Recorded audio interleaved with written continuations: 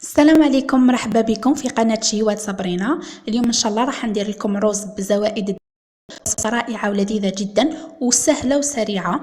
ان شاء الله تعجبكم الوصفة وتجربوها. ما تنسوش الاشتراك في قناتي وتفعلوا الجرس باش يوصلكم كل جديد. نجوز الان للمقادير.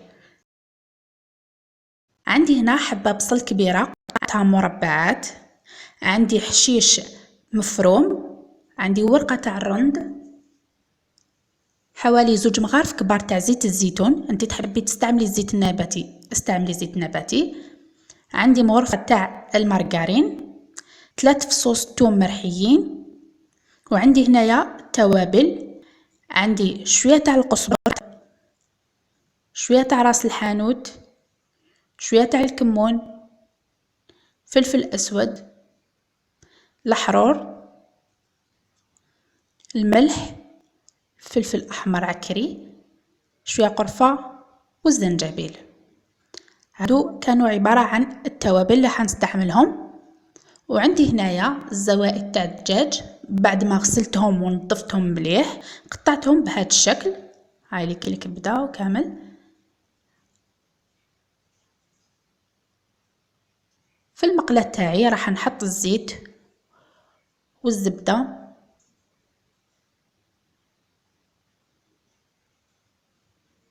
نحط البصل تاعي. البصل هذا راح نقليه مليح، لازم يتقلى بشكل جيد ويدبل. راح نغطي عليه باش يدبل لي.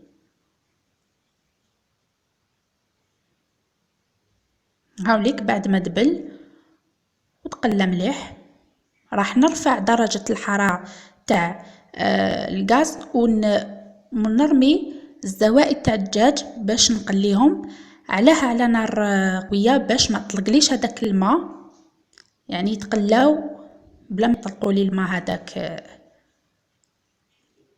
هكذا بهذا الشكل قليهم مليح. انا حنضيف الثوم والبهارات ونخلطهم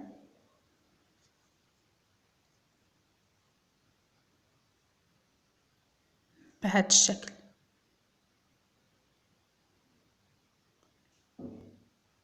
تقريبا الزوائد راهم طابولي.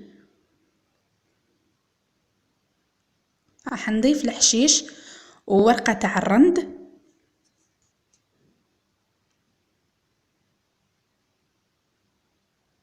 بهذا الشكل.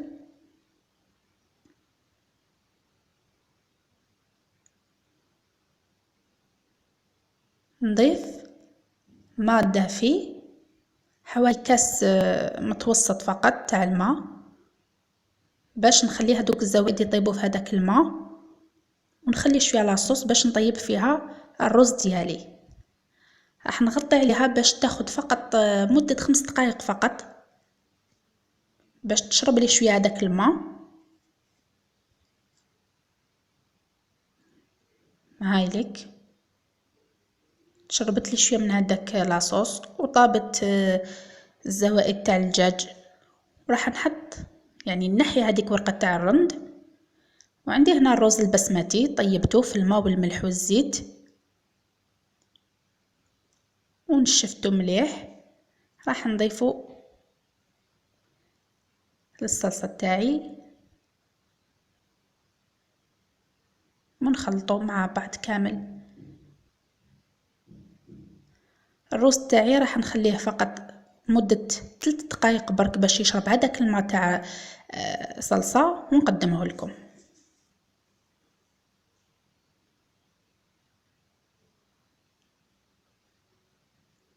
هاوليك الرز ديالي بعد ما طاب.